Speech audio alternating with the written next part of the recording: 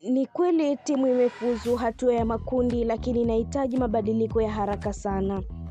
Ukilinganisha mchezo uliopita wakati Simba wakiwa ugenini, ni tofauti na mchezo wa leo. Kwenye mchezo wa leo performance haikuwa nzuri kabisa. Sio kwa timu tu, bali hata kwa mchezaji mmoja mmoja. Ni wachezaji wachache sana leo unaweza kuwapa angalau kuanzia 6 kwa 10. Mfano Duchu Kameta, Chamu, Yaku Mligo pamoja na Rushaini. Naamini meneja Pantev anafanya mabadiliko kwenye kikosi chake ili kumshuhudia kila mchezaji na kutambua ubora wa sifa za hao wachezaji kiutendaji, ili imsaidie katika kutengeneza muunganiko mzuri kwenye kikosi chake. Mabadiliko yaliyofanyika leo hasa kwenye eneo la kiungo yaliathiri mchezo kwa kiasi kikubwa ukilinganisha na mchezo uliopita. Kivipi? Kwenye mchezo wa leo alianza Kagoma Morris pamoja na Jean Charles Ahoua, ambapo kocha aliwapa majukumu yafuatayo. Timu inapokuwa na mpira, Kagoma alikuwa anashuka katikati ya mabeki wakati na kutengeneza mstari wa watu watatu. Malengo yalikuwa ni kutengeneza faida ya idadi kwenye fesi ya kwanza, ambapo Singizini walikuwa wana presi na muundo wa 4-4-2. Idadi kwenye fesi ya kwanza ambapo Singizini walikuwa wana presi na muundo wa 4-4-2. Lakini pia Pantev alihitaji timu kuendeleza mashambulizi kwa kutumia njia zote tatu, ambapo ni kushoto, kulia na katikati ya kiwanja. Kutengeneza faida ya idadi kwa kutumia maumbo maeneo ya pembezoni mwa uwanja. Hapa namaanisha maumbo ya pembe tatu, mfano kulia alikuwa Mpanzu, Mutale na Mligo, na kushoto alikuwa Duchu, Kib na Morris, hapa Simba wakiwa kwenye eneo la mpinzani.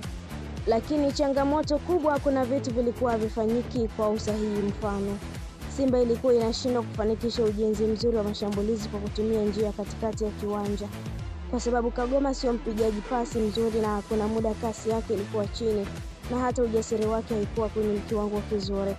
Simba walikosa mkali kwenye maeneo ya pembeni kwa sababu Mpanzu na Kibu walishindwa kutengeneza hatari za mara kwa mara, na kuna muda walikuwa wanaua momentum ya wale fullback wote wawili pindi walipokuwa wanashambulia nafasi. Timu ilikuwa inacheza kwa kasi ya chini sana, na hata machaguo mengi ya pasi hayakuwa mazuri, huku ubora wa pasi ukiwa chini mno. Movement hazikuwa nzuri hata kidogo walipokuwa wanashambulia. Simba wanapaswa kubadilika mapema mno.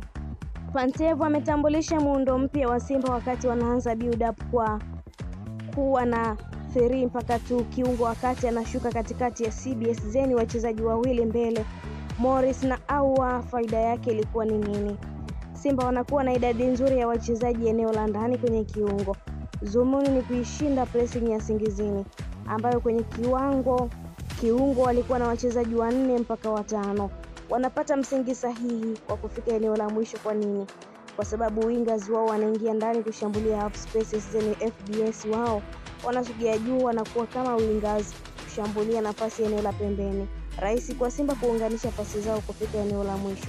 Nafikiri Pantev kuanza na force 9 kulipunguza uhatari wa Simba kwenye box na mpinzani, kwa kuwa idadi ndogo ya wachezaji eneo la juu, na kulirahisishia kazi kwa defensive ya Singizini kuzuia vizuri.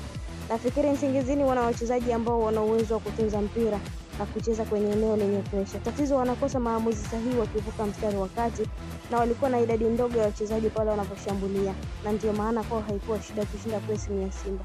Pia waliweza kuzuia vizuri hasa pale wasipokuwa na mpira 4-5-1, ambapo wanakuwa karibu sana.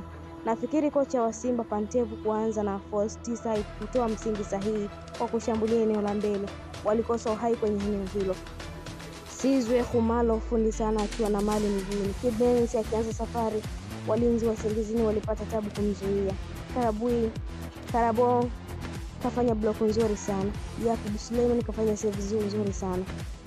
Fit Simba 0, Singizini 0, aggregate bao 3-0. Na hii ni LTV, endelea kutufuatilia, pia usisahau kulike, kushare, kucomment pamoja na kusubscribe channel yetu ili uendelee kufurahia taarifa zetu mbalimbali za kimichezo kutoka ndani na nje ya mipaka ya Tanzania. Mimi ni Sport Lady Queen Luis.